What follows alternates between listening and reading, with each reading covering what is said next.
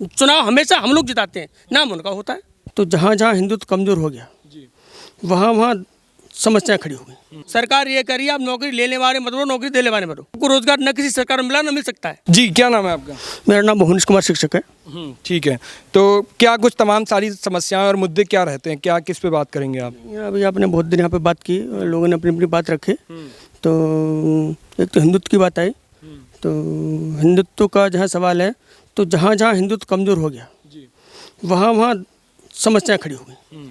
कश्मीर में हिंदुत्व कमजोर हुआ, 3 लाख ब्राह्मणों को मतलब अनाउंसमेंट करके बाहर निकाल दिया। और जहाँ जहाँ हिंदुओं की संख्या आज की तारीख में कम हो रही है वहाँ वहाँ दंगे फसाद और समस्याएं हैं। और हिंदुत्व इसलिए ज़रूरी है, वैसे सारे धर्म जो हमारे यहाँ व्यवस्था है वो समान माना जाता है, लेकिन जहाँ जहाँ अब ये जो इस्लाम धर्म की हम बात करते हैं, शांति का जिसको बताते हैं, शांति के पुजारी, जहाँ जहाँ ये गए वहाँ जो मूल धर्म के लोग थे उनको नष्ट कर दिया। ये तथ्य है।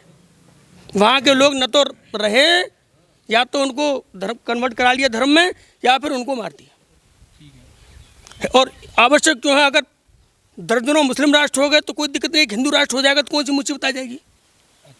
दर्जनों मुस्लिम राष्ट्र हो गए, उस पर कोई उंगली नहीं उठाता कभी भी, वहाँ कोई दिक्कत नहीं है। आप ठीक है, अब आप ये कैसे, सरकार क्यों नहीं हिंदू राष्ट्र घोषित कर देती है? हिंदू राष्ट्र क्यों नहीं घोषित कर देती? 2 बार की सत्ता चला आई है, उसके बाद प्रदेश में भी सरकार है। एक बात की, अगर हो जाएगा तो हो नहीं रहा, अगर हो जाएगा तो कौन सी मुसीबत है। मैंने कैसे सही, लेकिन यूँ नहीं होगा कि संविधान हमारी व्यवस्था नहीं है। संविधान धर्मनिरपेक्ष राष्ट्र की व्यवस्था करता है। संविधान में ये, संविधान के मुताबिक हिंदू राष्ट्र घोषित हो सकता नहीं, धर्मनिरपेक्ष राष्ट्र की व्यवस्था करता है संविधान। तो पॉसिबल ही नहीं है। नहीं, पॉसिबल नहीं है। लेकिन अगर ये बात हिंदुत्व की होती है तो इसमें बुराई कहाँ से आ जाती है? इसमें हिंदुत्व की बात करना, और हिंदुत्व तो ऐसा धर्म है जो भी आया इतिहास बताता है सबको गले से लगाया हिंदुओं ने। तमाम सभ्यता संस्कृतियाँ आई बाहर से। जैसे जैसे चुनाव आते हैं, हम एक पाकिस्तान की बात करते हैं, तो पाकिस्तान में क्या है कि वो इस्लामिक कंट्री है और वहाँ भी इस्लाम धर्म को पूरी तरह से वरीयता दी जाती है। कई सारे आरक्षण इस्लाम धर्म के लिए हैं। फिर आज हम पाकिस्तान में जब बात करते हैं तो पाकिस्तान गरीबी की ओर है, पाकिस्तान में खाने को अनाज नहीं है, पाकिस्तान कई सारे देशों से इंपोर्ट कर रहा है, उसने इस्लामिक बना लिया अपने को। कल को अगर हम हिंदू राष्ट्र हो गए और सिर्फ हिंदुओं को लेकर के चले तो क्या ये समस्याएं हमारे सामने खड़ी नहीं होंगी? नहीं, हिंदू राष्ट्र का सवाल अभी तो हिंदू राष्ट्र होने नहीं जा रहा, और होने जाएगा तो हिंदुत्व ऐसी विचारधारा है, हिंदुत्व सबको समाहित करके चलती है। हिंदू राष्ट्र अगर हो नहीं सकता तो हमें इस पर फिर तो हमें इस पर एक बहस भी नहीं खड़ी। जैसी कट्टरता दूसरे धर्म में है वैसी कट्टरता हिंदुओं के अंदर नहीं है। तो जब हो नहीं सकता तो हम बार बार इस मुद्दे को क्यों उठाते हैं? जब हो नहीं सकता तो हम बार बार इस मुद्दे को क्यों उठाते हैं? यूँ उठा के चलते हैं कि दूसरे धर्म के लोगों के बारे में तमाम पार्टियां बात करती हैं, इसके बारे में कोई बातें नहीं करना चाहता। हिंदुत्व के बारे में सारी सुविधाएं, सारी योजनाएं और सारा समर्थन, सारी जय जयकार उनकी होती है। चुनाव ज़्यादा तो उनकी चर्चा होती है कि इन्होंने चुनाव जिता दिया। कैसे चुनाव जिता देंगे? 20% हम 80% है, किस घर से जिता देंगे चुनाव? चुनाव हमेशा हम लोग जिताते हैं, नाम उनका होता है। ठीक है, तो आप मुझे एक बात बताइए, फिर विकास के पैमाने को कैसे मानते हैं? हिंदू मुस्लिम से मानते हैं या और सारी चीज़ों से? विकास का पैमाना कैसे मानते हैं? अभी आपके ही लोगों ने आवाज़ उठाई कि यहाँ अस्पताल नहीं है, अब यहाँ पे 2 मंदिर और बना दिए जाएं और अस्पताल ना हो तो फिर क्या आवाज़ सब ठीक हो जाएगा? अस्पताल तो किस सरकार ने दिया? इसी सरकार का मुद्दा थोड़ी, ये तो हर सरकार का मुद्दा है। आई विकास की बात आई, रोजगार की बात आई, पिछली सरकार ने कितना रोजगार दे दिया? कितना रोजगार दिया उन्होंने? अगर वो इतनी अच्छे थे 3 बार जनता ने क्यों हराया उनको? उन्होंने रोजगार भी दिया, उन्होंने सारी सुविधाएं दी, उन्होंने सुरक्षा दी, सब कुछ अगर उन्होंने दिया तो 3 चुनाव उनको पब्लिक ने क्यों हराए? कुछ तो उनमें कमियां रही होंगी। जनता ने नहीं पसंद किया, जनता ने बदलाव चाहा। रोजगार का जहाँ सवाल, 1 मिनट, 4.5 लाख से ज़्यादा सरकार ने नौकरियाँ दी, और इस सरकार की सोच नौकरी देने की नहीं है। सुन ले, कैसे दी? मुझे वो रिपोर्ट भी आप दे दो। मोबाइल मेरे सामने है, गूगल में खोल के रखा हूँ, वो रिपोर्ट का डेटा मुझे बता दो, मैं यहीं से देख लेता हूँ। 6.5 लाख लीजिएगा। हमारे अगर आप सिर्फ नेता के कह देने से ये मान लेते हैं तो फिर जनता कैसे? सर, हमारे यहाँ खुद बच्चे लगे हैं, पुलिस भर्ती हुई है, शिक्षक में विभाग में भर्ती हुई है। आपने जो 6.5 लाख का आंकड़ा दिया, ये कैसे निकाला? 4 साल का आंकड़ा दिया, 5 साल के अंदर 5 से दिया, वही तो सारा गूगल उस पर अगर ढूंढेंगे तो आप मिल जाएगा। और उसके अलावा सरकार की जो आपने देखा अभी तक, सरकार देखा भी, सुनिए, अब सरकार की जो पॉलिसी है, सरकार ये करिए, आप नौकरी लेने वाले मत बनो, नौकरी देने वाले मत बनो। सबको रोजगार न किसी सरकार में मिला न मिल सकता है। सरकार का जोर स्वरोजगार पर है, वो कौशल विकास चला रही है। और सहायता दे रही है। आप अपना रोजगार चलाइए और औरों को भी रोजगार दीजिए। ये सरकार की नीति है, सरकार की। ठीक है, सरकार की नीति है। ये कहने में बहुत आसान होता है कि रोजगार, अब्दुल कलाम भी कह गए थे कि जब तक हम नौकरी के लिए पढ़ाई करते रहेंगे तब तक इस देश का विकास नहीं होता। आपने प्रधानमंत्री की बात भी यहाँ दोहरा दी कि रोजगार पैदा करने वाले बनो, रोजगार करने वाले नहीं। तो फिर एक ये कहना तो बड़ा आसान है। मुझे लगता है अगर आप दिल पे ना लें तो आपके भी बच्चे होंगे, क्या करते हैं वो? मेरे बच्चे पढ़ रहे हैं अभी। पढ़ रहे हैं अभी। रोजगार उनको देने वाला ही बना दोगे या उनको रोजगार पैदा करवाने वाला बनाओगे? और अगर बनाओगे तो कैसे बनाओगे? मैंने तो उनको शुरू से भरा है, आप नौकरी के लिए नहीं पढ़ रहे हैं। रहेगी तो सब चीज समतुलनात्मक रहेगी। तो ठीक है, बच्चों का तो आपने बता दिया। आप भी नौकरी कर रहे हो? जी। हाँ, तो आप रोजगार देने वाले क्यों नहीं बने? नहीं, अब हर को थोड़ी बनता। मेरी परिस्थिति ऐसी रही कि कोई नहीं बन सकता, यही मैं कह रहा हूँ। मैं नहीं बन पाया नौकरी। इस प्रदेश के अंदर आज भी 60 से 80% युवा ऐसा है जो इस लेवल पे नहीं है कि वो रोजगार पैदा कर पाए, क्योंकि कैपिटल भी चाहिए उसके लिए, रिसोर्सेज भी चाहिए। नहीं है, सरकार देगी वो?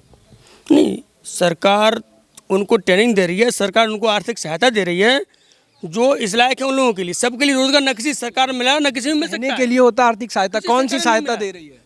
आर्थिक सहायता कैसे मिल रही है? तमाम बैंक दे रहे हैं, उनको कर्ज देने को बैठे हुए हैं। आप ट्रेनिंग करके आइए और अपना उनके सामने प्रोग्राम रखिएगा। आपको वृद्धावस्था भी दे रही है, मिल रही है सबको वृद्धावस्था पेंशन? नहीं, सबको कैसे मिलेगी? जो पात्र है उनको मिलेगी, सबको कैसे मिल जाएगी? पात्रों को भी तो नहीं मिल रही। आपके गांव से ऐसे में अगर पूरा सर्वे करूं तो कितने लोग ऐसे निकाल दूं जिनको वृद्धावस्था पेंशन ही नहीं मिल रही नहीं, है? वो ठीक है, उनमें जागरूकता नहीं है, उनको जानकारी नहीं है, तो वो वहाँ तक पहुँच नहीं पाए आवेदन करने के लिए। और ये समस्या तो सभी सरकारों में नहीं, पिछली में नहीं रही क्या? वही मैं बात कर रहा हूँ। सरकारों से सवाल उनके हिस्से के पूछने चाहिए, ना कि उनको हिंदू मुस्लिम में अटका के हम फंसा दें। आप देखो, बड़ी आसान राजनीति होती है जब हिंदू मुस्लिम की बात कर लें, और हम यहाँ पे इतनी देर बैठ के हमने जितने में पूरी रिपोर्ट नहीं कवर करी होगी वो 5 मिनट में इस पर बहस कर ली। ना हिंदू राष्ट्र ये कभी घोषित हो सकता है। हमने पाकिस्तान की बात करी, ना वहाँ चुनाव है, ना हमें उससे कुछ लेना देना है। हमें इतनी देर में बात करनी चाहिए थी विकास और रोजगार की, जो हमने मिस कर दी।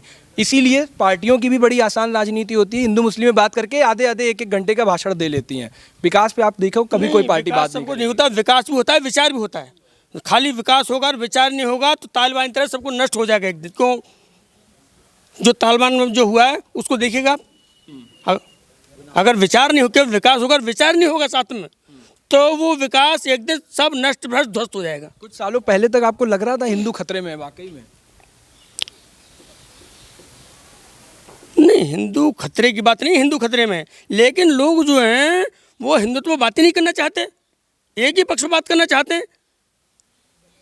आपने करी तो इतनी 10 मिनट बैठ के बहस करी तो? नहीं, हम नहीं तो करी। ये तो अब ट्रेंड बदला है कि राहुल गांधी भी मंदिर जा रहे हैं, तमाम लोग मंदिर जा रहे हैं, बात कर रहे हैं। ट्रेंड बदला है। उससे पहले ये कोई आपने जानने जाता 2 था। मिनट सोच के ये बात कही, अब ट्रेंड बदला है।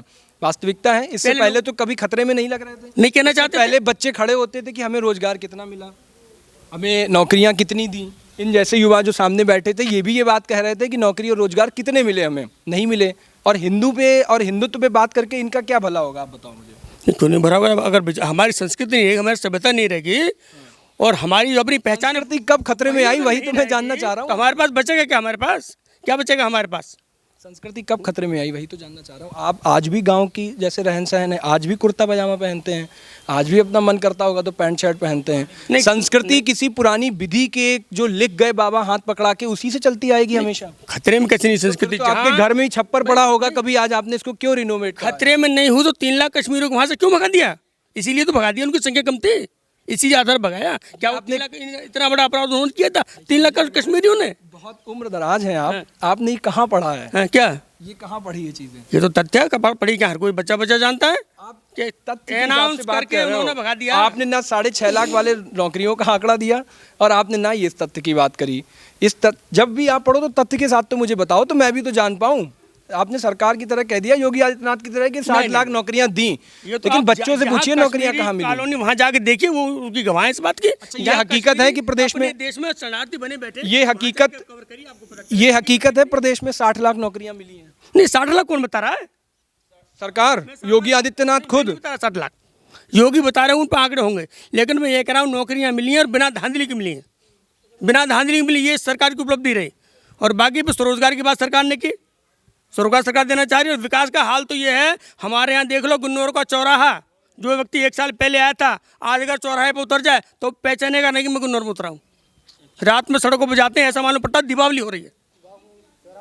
ठीक है, जाहिर तौर पर ऐसे विकास बने रहने चाहिए, इसका समर्थन मैं भी करता हूं, लेकिन किसी भी एक चीज़ को लेकर के विकास के पैमाने को नहीं मानना चाहिए। सरकारों के हिस्से से उनके सवाल हमेशा पूछे जाते रहने चाहिए। आपके दरवाजे भी जब आपके प्रतिनिधि हाथ जोड़कर वोट मांगने आए तो अपने क्षेत्र के विकास की हकीकत के सवाल उनसे ज़रूर करिए। बाकी इस क्षेत्र में 14 फरवरी को मतदान है, 10 मार्च को नतीजे आएंगे।